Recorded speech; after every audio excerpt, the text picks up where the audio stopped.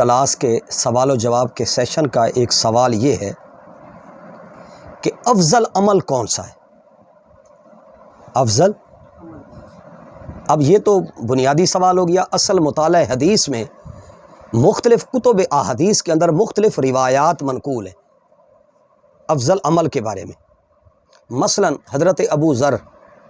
غفاری رضی اللہ تعالیٰ عنہ سے مروی ہے کہ حضور سید عالم صلی اللہ علیہ وسلم نے فرمایا کہ افضل عمل جو ہے وہ اسلام ہے۔ افضل عمل کیا ہے؟ اسلام ہے۔ یعنی افضل عمل اسلام ہے تو اسلام کیا ہے؟ بھئی اللہ پر ایمان لاؤ، یہ افضل عمل ہے، اور اس کی راہ میں جہاد کرنا جو ہے، یعنی افضل الاعمال ای الاعمال افضل الجہاد، لہٰذا ایمان باللہ یہ افضل الاعمال ہے اور جہاد افضل العمل ہے۔ اسی طرح دوسری ایک حدیث ہے، نبی کریم صلی اللہ علیہ وسلم نے ارشاد فرمایا کہ افضل اسلام کیا ہے؟ سمجھ آئی؟ افضل اسلام کیا ہے؟ تو نبی علیہ الصلوۃ والسلام نے فرمایا ایمان لانا، والدین کے ساتھ حسن سلوک احسان کرنا۔ اب دیکھیے سوال ایک ہے اور اس کے جواب میں منقول مروی روایات الگ الگ ہیں۔ اب سوال یہ پیدا ہوا، کیا احادیث کے اندر یہ تعارض ہے، تناقض ہے کہ ایک جگہ پر ایمان باللہ کو اور جہاد کو افضل عمل قرار دیا گیا، دوسری روایتوں میں نبی علیہ الصلوۃ والسلام نے افضل اسلام جو ہے وہ والدین کے ساتھ حسن سلوک اور اس کے ساتھ جو ہے ایمان باللہ کو قرار دیا گیا۔ تو اب یعنی اصل سوال تو یہ ہوا کہ افضل اعمال کی احادیث میں کیا تعارض پایا جاتا ہے؟ تو اب بات یہ ہے کہ جس شخص کے نبی علیہ الصلوۃ والسلام نے مختلف احوال اور کیفیات، سائل کی کیفیات کو دیکھ کر نبی علیہ الصلوۃ والسلام نے جواب دیا، تو جس آدمی کے لیے جہاد پر جانا اس کی طبیعت کے لیے مانع تھا، رکاوٹ تھا، جو آدمی کے نفس کے اندر یعنی جہاد بار گزر رہا تھا، تکلیف کا باعث، اور وہ یعنی اپنی جان کو دینا اس کے لیے مشکل تھا، تو حضور سید عالم صلی اللہ علیہ وسلم نے، کیونکہ حضور علیہ الصلوۃ والسلام طبیب اعظم ہیں، نبی علیہ الصلوۃ والسلام مصلح اعظم ہیں، نبی علیہ الصلوۃ والسلام ماہر نفسیات ہیں، حضور سید عالم صلی اللہ علیہ وسلم نے جب اس کی سائیکی،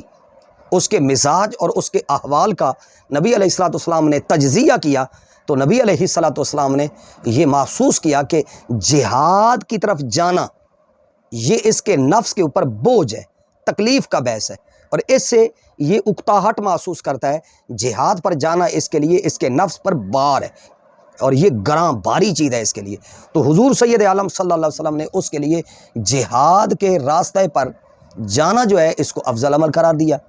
اور جس شخص کے والدین مفلس و نادار اور بے سہارا اور بے آسرا تھے، تو اب وہ جہاد پر جانے کے لیے وہ تیار تھا، اور گھر کے اندر کوئی غلام بھی موجود نہیں ہے جو ماں باپ کی خدمت کر سکے۔ اب گھر کے اندر وہ بے سہارا ہیں کہ ان کی تیمارداری، ان کی بیمار پرسی، ان کا علاج معالجہ، ان کا کھانا پانی، یہ ساری چیزیں، تو اس صورت میں حضور سید عالم صلی اللہ علیہ وسلم نے اس کو والدین کی خدمت پر رکھنا افضل عمل قرار دیا، اور اس کو منع فرمایا کہ تمہارے لیے جہاد پر جانا افضل عمل نہیں ہے، افضل عمل تمہارے لیے کیا ہے؟ تو لہذا جو بظاہر لوگ جو منکرین حدیث ہیں وہ انہی احادیث کو بنیاد بناتے ہیں انکار حدیث کی، کہ دیکھو بعض احادیث میں افضل عمل یہ بیان کیا گیا ہے اور بعض احادیث کے اندر افضل عمل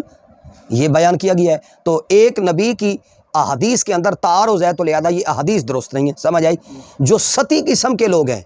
جو سطحی قسم کے لوگ ہیں جنہوں نے قرآن اور حدیث کو صحیح طریقے پر نہیں پڑھا، تو وہ ان لوگوں کو پھنسا لیتے ہیں، لبرل سیکولر لوگوں کو وہ منکرین حدیث قائل کر لیتے ہیں۔ وہ کہتے ہیں دیکھیں وہ بخاری کے اندر یہ بھی حدیث ہے، یہ بھی حدیث ہے، مسلم میں یہ بھی حدیث ہے، یہ بھی حدیث ہے، ابن داؤد میں یہ بھی روایت ہے، یہ بھی روایت ہے، تو لہٰذا یہ تعارض۔ تو اب آپ تعارض